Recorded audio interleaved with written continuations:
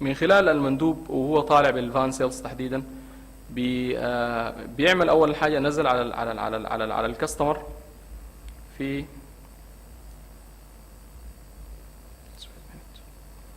وهو نازل على الكاستمر فيزيت مفترض يوصل لسلعه معينه.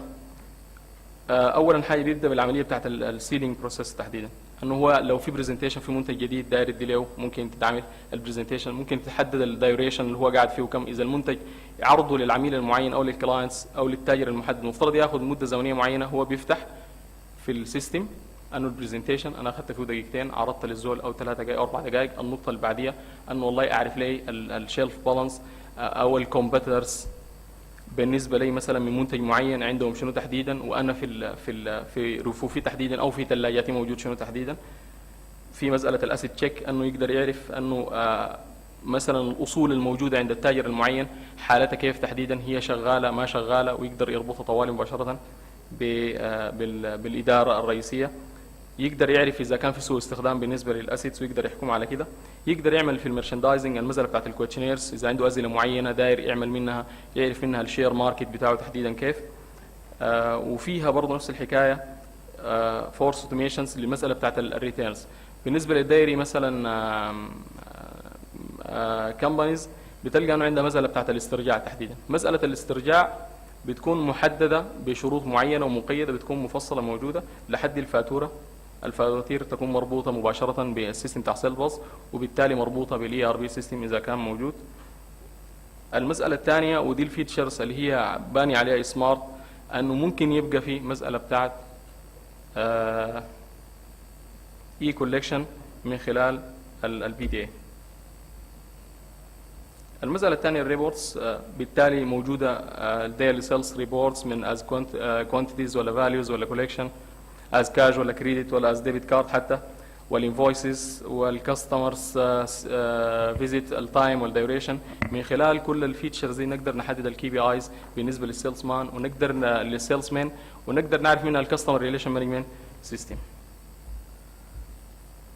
لضيق الزمن نكتفي بالقدر ان شاء الله. شكرا لكم.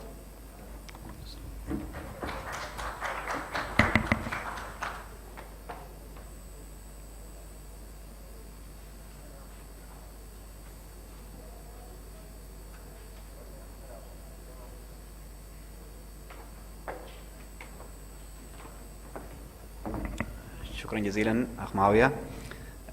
For the next session, I'd like to introduce Mr. Mark Offlane, Sales Director of PAX Computer Technology. Thank you. Just 1 second. Thanks. Just do this. Thank you.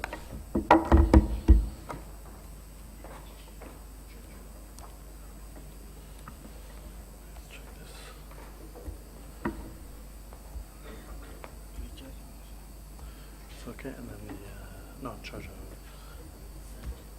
Put this in.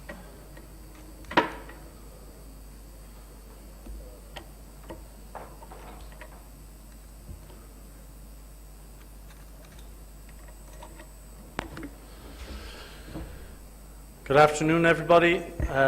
My name is Mark O'Flynn. I'm the sales director of PAX Technology. So I'm going to speak to you about payment terminals today. It'll be quite a short presentation.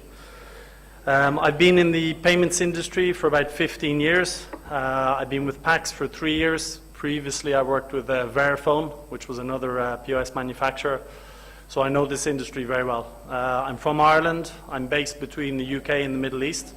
And I cover Europe, Middle East, Africa, India, and parts of North America for PAX. I'd like to thank Smart Application for inviting me here today. I'm very happy to be here because I have a very strong, unbreakable connection with Sudan because my wife is from Sudan. So I've been here many times on holidays. So it's the first time I'm here on business. And it's quite interesting for me. I've been to many of your wonderful weddings where you have lots of TV cameras, and I'm quite surprised to see all the TV cameras here, so I feel like doing the dancing.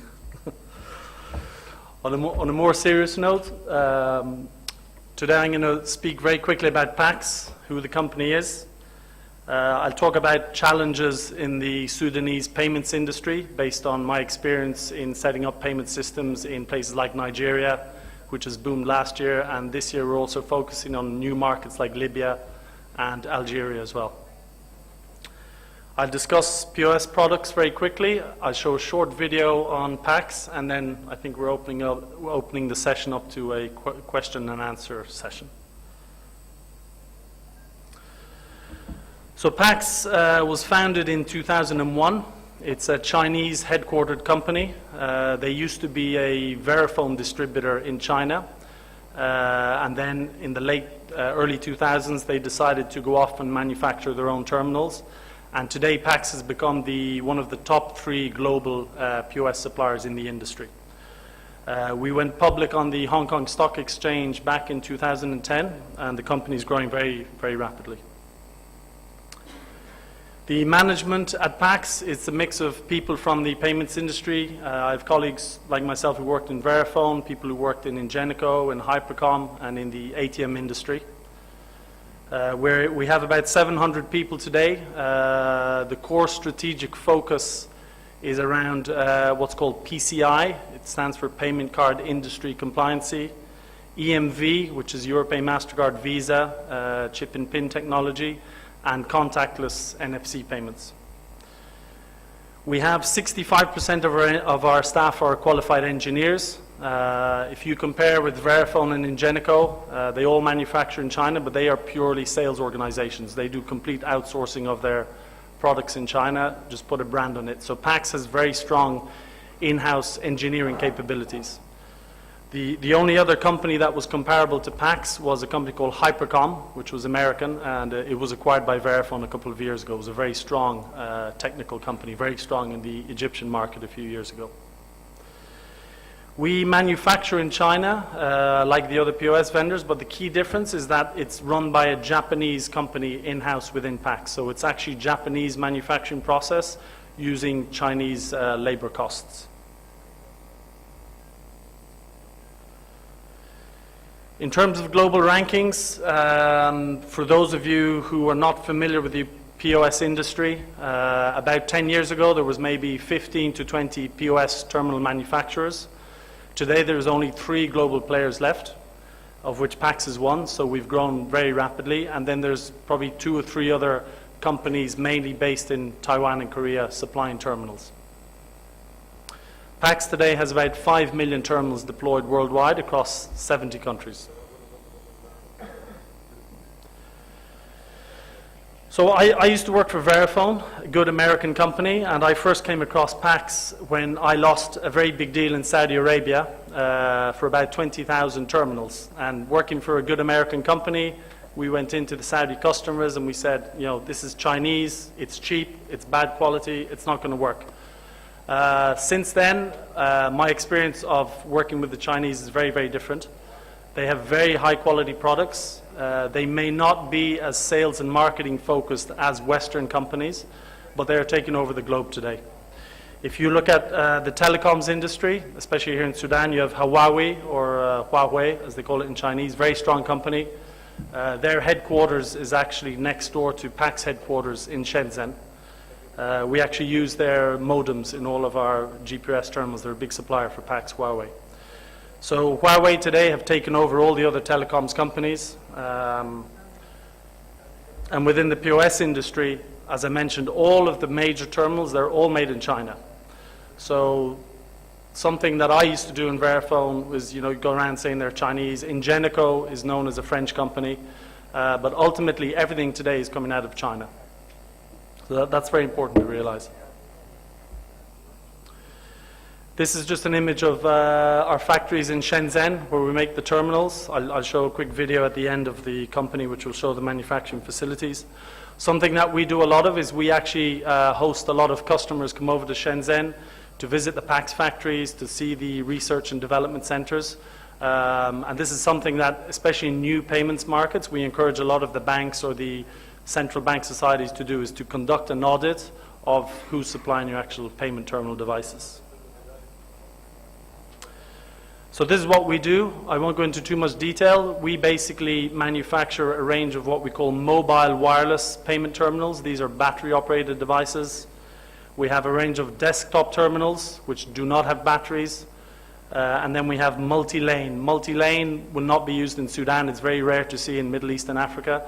Multi-lane is where you actually connect pin pads to cash registers. So this happens more and more developed payment markets like Northern Europe or the US. So PAX grew from sales of around 300,000 terminals in 2009. Last year we shipped 1.2 million terminals, and this year we're already scheduled to be over 2 million terminals in shipments globally. So a very large company in terms of POS sales. We're considered the third global POS supplier today, along with Verifone and Ingenico. If you look at the POS industry, Ingenico, which is known as a French company, typically are very good in direct markets, France, Italy, Spain. Verifone traditionally have always been much better in the distributor markets, what we call the indirect markets. There's been a lot of consolidation, and PAX now is filling a lot of these gaps in this industry. In Africa, PAX today is the number one. We have major market share. Last year, or the last 2 years, we shipped over 150,000 terminals into Nigeria. I'll be talking about Nigeria in a minute because they've gone through what Sudan probably will be going through in the future in terms of expanding the payments network. In the Middle East today, we're also number one. We have 250,000 terminals in Iran. I'll also be talking about that. There's similarities because Iran and Sudan are under the US embargo, so that impacts this payment terminal industry quite significantly. We have 45,000 terminals in Saudi Arabia, and we have 20,000 terminals in Kuwait, as well as smaller quantities throughout the rest of the region, including Egypt. We have some here already in Sudan, Oman, etc.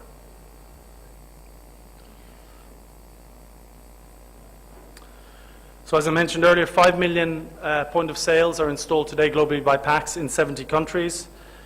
To give you a quick overview of the various regions, in North America we have direct operations, so we have PAX operates directly with a large team of sales and software. We're certified with all the major US processors.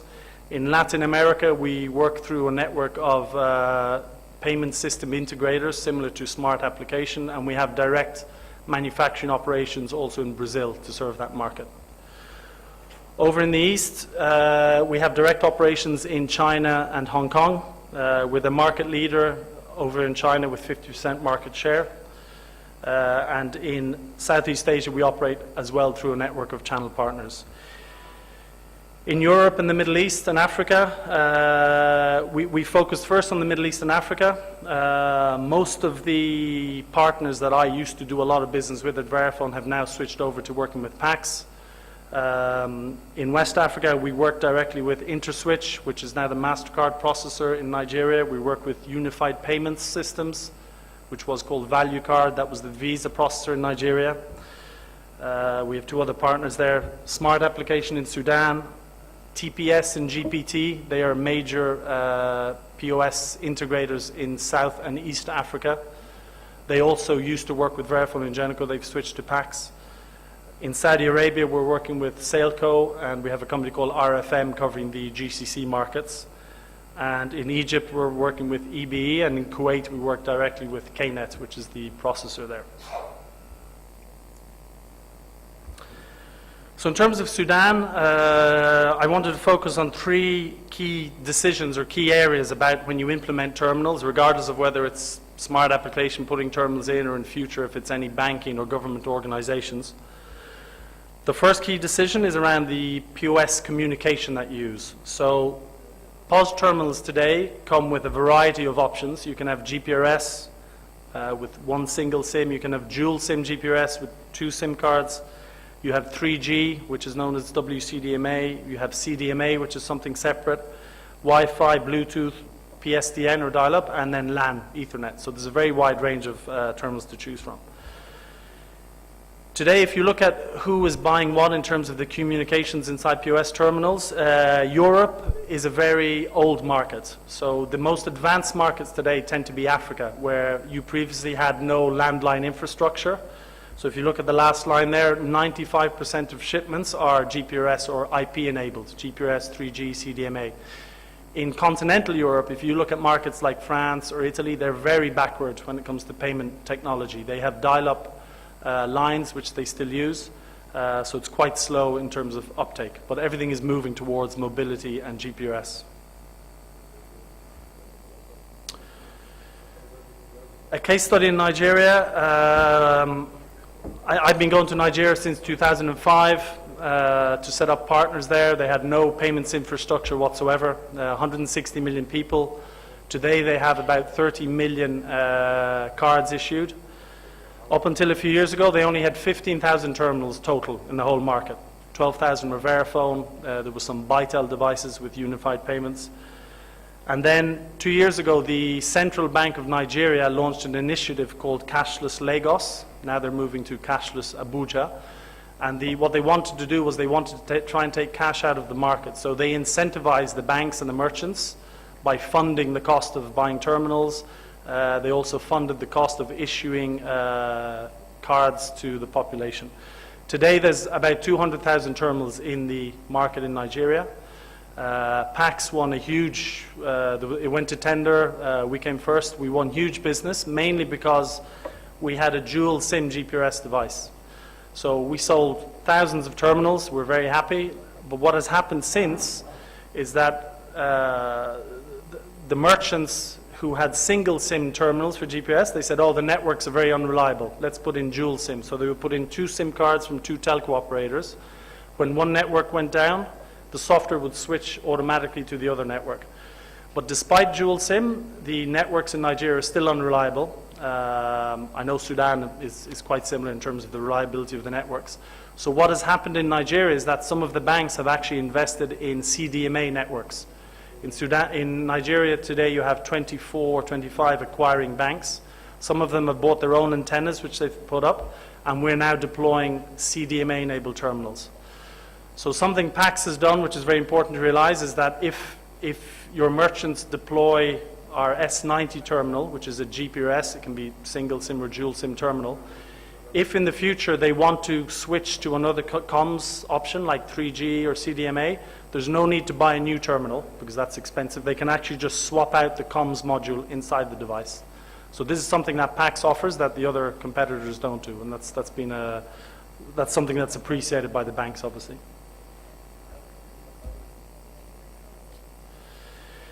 In terms of authentication methods, this relates more to the cards that are issued. So, should Sudan, I think today you have about 500,000 cards issued, I'm not sure, which are mainly magnetic stripe transactions. There's a lot of talk about biometrics, fingerprint readers in some markets, and obviously EMV, which is known as chip and pin. So for those of you who've been traveling to Europe, you're familiar with that. So the problem with magstripe is the cards are cheap, but there's a lot of hacking which is possible on magstripe. And what happens in terms of fraud, there tend to be a lot of Eastern European criminal gangs, and they tend to target countries which have magstripe transactions. So Europe has now moved to chip and pin, and all the fraud has suddenly started moving to the US, and the US is now going to move away from magstripe to chip and pin. And recently, I live half the year in Oman. In one of the banks there had huge amounts of fraud. There was Bank Muscat and one of the banks in Sharjah. All of their cards got hacked. So magnetic stripe it's an old technology and it's open to fraud. Obviously, from our point of view, we can accept it on a card terminal, but in terms of issuing, it's a little bit risky. There's a lot of talk about biometrics. Biometrics is okay for non-banking. It's very common in India. It's quite common in Pakistan.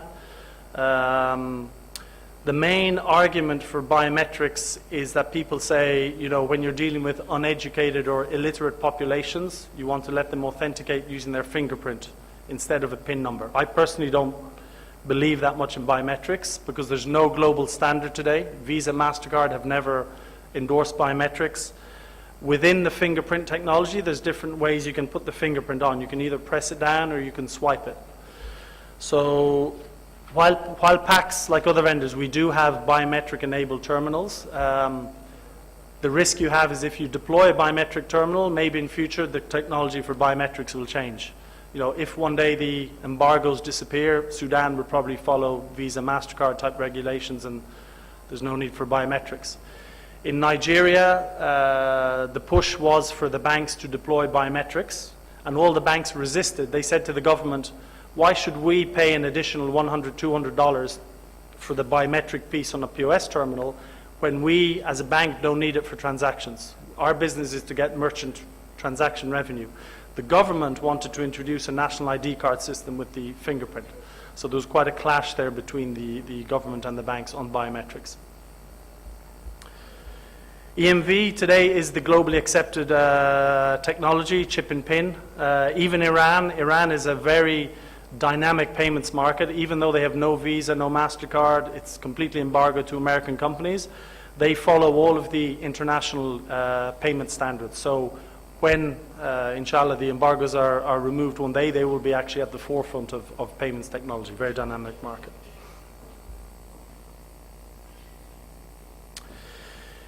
In terms of which POS supplier you should choose, how do I select a POS brand or supplier? My advice, regardless of whether I work for Pax or Verifone, would be you should always choose a company that has 3 characteristics. It should be a global supplier, it should supply into a lot of countries worldwide, it should be financially solid, and it should have a complete portfolio of products. When we certify terminals, every model of terminal that we certify costs about $300,000 a year. So if you have 10, 20 terminals, that's $3 to $6 million worth of investments to keep up to date with PCI standards, EMV, contactless, RoHS. There are only 3 global suppliers today: Pax, Verifone, and Ingenico. Verifone is under a very strict embargo for Iran and Sudan. Ingenico are also under a lot of pressure. It's not that these companies don't want to sell into Sudan or Iran. The risk is that these companies have a lot of business in the US, and they're public companies. They're on the stock exchange. When I was in Verifone, I went to Iran 3 times illegally to try and get business. I've had about 4 or 5 colleagues fired because of business in Iran. We know that Verifone was trying to do business here. The risk you would have in buying these terminal brands under the embargo is that at some stage you could buy these terminals and the corporate head offices could cut all the spare parts and supply of these devices into Sudan. When the embargo goes away, that'll be a different story, but that's probably not going to happen anytime soon. There are a few other POS terminal vendors out there today: Cybernet, Spectra, Castle. These typically are what we see as pure Asian companies. They have their little Chinese, Korean guy. They fly around the world. They drop very low prices everywhere, and they disappear. They very often target payments markets which are immature. So you will never see these terminals in mature payment markets. Nobody would ever consider buying these terminals in Europe or North America or in Asia. But obviously when they come to markets like places in Africa, people aren't that familiar with the POS industry. The terminals look cheap. Very often they don't have all the compliancy, so it's just something you need to bear in mind about them. We would always suggest if you are buying terminals, look at what international buyers do. They always insist on buying a terminal model which has the latest PCI certifications. There's a website called, it's the PCI Security Standards. You can go there, you can look at all the terminal manufacturers, and you can check what the latest standards are. The latest PCI standard is now PCI 3.x. It moved from PCI 1 to PCI 2. Same thing, we would suggest always follow suppliers that are certified for MasterCard PayPass and Visa PayWave. And there are other certifications such as RoHS, EMV levels 1, level 2, SRED, etc. There's a lot of certifications in this payment terminal business. Local support is key. I'm very impressed with this event today because I have a lot of experience of going into new markets, and typically if you look at any country globally, you will rarely find more than between 1 and 3 local payment system integrators. These are companies who have very good software developers in-house. They understand the payment industry. As Pax, we're very lucky to have found Smart Application and EB in Egypt because they have a lot of experience in this. I've dealt with markets like Jordan and Algeria and Nigeria. It's taken them years and years to actually, from when they want to represent your POS terminal to actually putting it into the market because the software is so complicated on these devices.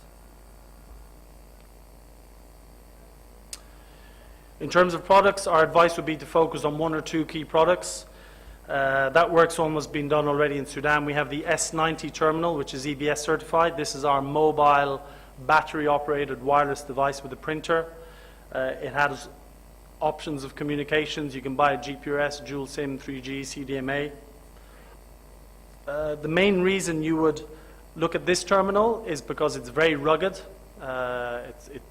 It's a very strong device, so it's good for an environment like Sudan, and it has the option of swapping out the communications module, so you future-proof your investment with this type of terminal. On the countertop side, we have the S80. The S80 does not have the battery, so it's plugged in by the mains, and again, it has the same processor and memory speeds. It has the same levels of certification, same communications option. The only main difference is the battery and the portability of this device. We have a lot of other terminals. We have the S900, which is a Linux-based device as well. The main reason you would buy this terminal is if you want a color touchscreen on it. So some companies, like in Europe, we sell this product. In India, we sell this. If you want to have a terminal where you actually have the merchant pressing or doing stuff on the actual screen itself. The D210, similar to the S90, also GPRS enabled. The main reason you would buy this terminal is if you want a color screen device. It doesn't have a touch screen, but it has color, and it automatically has inbuilt contactless for NFC transactions. Whereas in the S90, it's optional. On the countertop device, you saw the S80, which is certified with EBS. The S800 is basically the exact same thing, but it has a color screen instead of a bright black and white screen. This terminal you probably would not deploy in Sudan. We deploy this in places like Italy or Turkey or India. This is our lowest cost terminal. It's only dial or Ethernet. This is your basic entry-level POS terminal. Something I did want to show was that we can personalize the casings on terminals. So sometimes banks want to personalize terminals. Sometimes the telco operators want to have a red terminal or a green terminal. So this is something that PAX can do if somebody is interested in branding the device that goes into a merchant. The S60, we deploy this in some of the GCC countries. This is a mix between a countertop device and a portable device. So it's a countertop device, but the pin pad you can actually hand to the customer, and then you place it back on the device, and it dials out using infrared via Wi-Fi or LAN. Two other terminals I wanted to show you, which you rarely see in Middle East Africa, but it's very common in places like South Africa or Europe. The S300 is a multi-lane integrated retail pin pad. So this is a device that typically you would connect directly to a cash register. So Winkor Nixdorf, NCR. It's basically a terminal without a printer and without communications. It uses the printer and the communications off the cash registers directly. It has a color touchscreen as well. And there's a lot of, it's very fashionable nowadays to talk about MPOS or mobile POS devices. This is quite a new market. These are basically wireless battery operated pin pads. So it doesn't have a printer. We have a version which is GPRS. So for example, in India, they want to deploy up to 1 million of these D200s in the tuk-tuks like you have here in Sudan. They want to put these into 1 million of these, they call them autos in India, because the National Payments Corporation of India are launching a national debit card called RuPay. So they want to get the lower income people to start using these cards in the tuk-tuks. Typically, these devices would be used if any banks want to launch mobile payments. So they would have a